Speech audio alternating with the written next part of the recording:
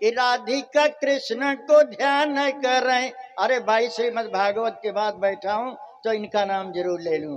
राधिका कृष्ण के ध्यान करें, तब कृष्ण हो राधिका के गुण गावें। और त्यों हंसुआ बरसई बरसाने में, पाती लिखें लखिया पनो ध्यावें।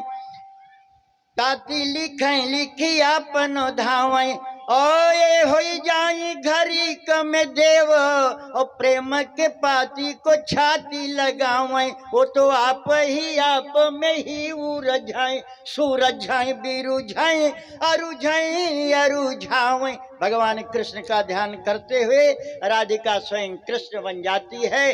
वस्तुतः ऐसे ही हम जब परमात्मा का स्मरण करते हुए परमात्ममय हो जाएं, एक हो जाएं, तो समझ लेना कि प्रेम हमारी समझ में आ रहा है। जहां द्वैत का किंचित भी स्थान नहीं है। और बाकी यदि ऐसे ही बता दूं तो बड़ा बड़ा बढ़िया है जी। कहीं हंस देना प्रेम, कभी रो देना प्रेम, कहीं गाते रहना प्रेम, कहीं चुप रहना प्रेम, कहीं बहुत ज्यादा बोलना प्रेम, कहीं बिल्कुल न बोलना प्रेम। प्रेम का रंग तो निराला है, और प्रेम नव चेतना की हाला है। मिलन इस प्रेम को है सिर्फ वे ही जान सके, और प्रेम से जिसका पड़ा पाला है। प्रेम का रंग तो निराला है। आप इसको यूं रूप से समझ ले भाई राजकुमार जी और आप जी, ये समझ लीजिए कि होश वालों को खबर क्या बेखुदी क्या चीज है। प्रेम कैसे बताया जाए होश वालों को, यदि मैं बताऊं भी तो समझेगा कौन, और मैं बताऊंगा ही कैसे। डूबे सो बोले नहीं, अब बोले सो अनजान। गहरो प्रेम समुद्र है, को डूबे चतुर सजान। तो होश वालों को खबर क्या बेखुदी क्या चीज है। जानना है तो इश्क कीजिए, फिर समझिए जिंदगी क्या चीज है। इश्क कीजिए फिर समझिए जिंदगी क्या चीज है। इसलिए प्रेम के लिए एक छंद बता दे रहा हूं, उसमें पर आप ध्यान दीजिएगा कि प्रेम तो है मन की अनुभूति। प्रेम तो है मन की अनुभूति, नहीं रसना सोए जाय बताई। और या स्थित जानत बस सोई, जो आपो ही प्रेम मगन होई जाई।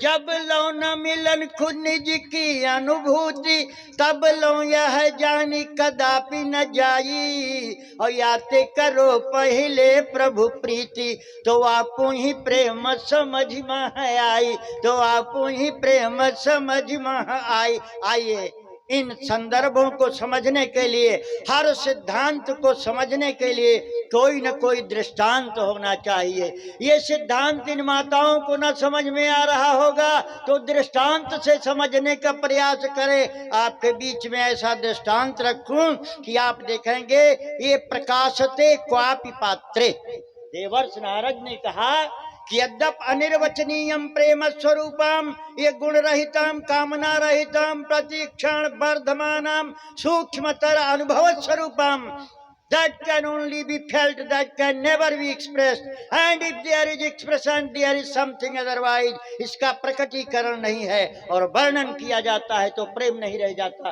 कुछ और हो जाता है। मैं आने लगा तो आज दंडी स्वामी ने कहा कि कल आप अंग्रेजी नहीं बोले थे, आज जरूर बोलेंगे। हम कहा आप समझते हो क्या? कहा समझता नहीं हूँ, लेकिन कि मेरी इच्छा है कि आप बोलो, इसलिए दंडी स्वामी के लिए मैंने इसको बोल दिया कि प्रेम अनुभूति है, प्रेम वर्णन नहीं किया जा सकता।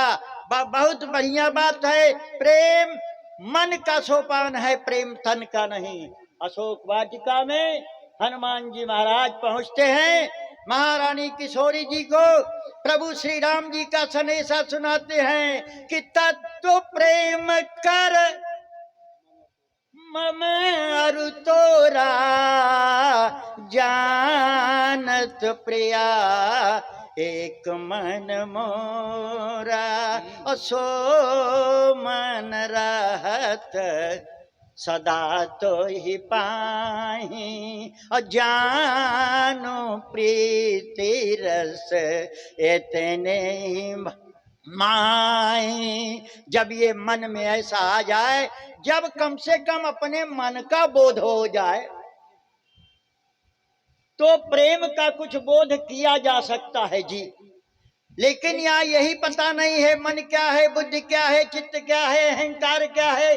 महाराज बहुत श्लोक न बांचा करो, लोगों को बताओ कि जो हमारे शरीर में, जो हमारे मस्तिष्क में संकल्प विकल्प की शक्ति है, उसे मन कहा जाता है। और जो हमारे जीवन में निर्णय का काम करता है what to do, what not to do, what is right, what is wrong, ये बुद्धि है। और चित्त बोलो ये बुद्धि का काम है। और जब किसी चीज पर हमारा दृढ़ विश्वास होता है तो उसको चित्त कहते हैं, और जब स्व का बोध होता है उसको अहम कहते हैं। बाकी लोग अहम को अभिमान बताते हैं। जिस समय हमें स्व का बोध होता है वो अहम की अनुभूति होती है। अहम तो सर्व पापेभ्यो मोक्षयिष्यामि मां शुचा, ये वो अहम की बात है। जब इस तरह की बात आ जाए तो फिर प्रेम समझ में आता है। आए कुछ संदर्भों से चलें।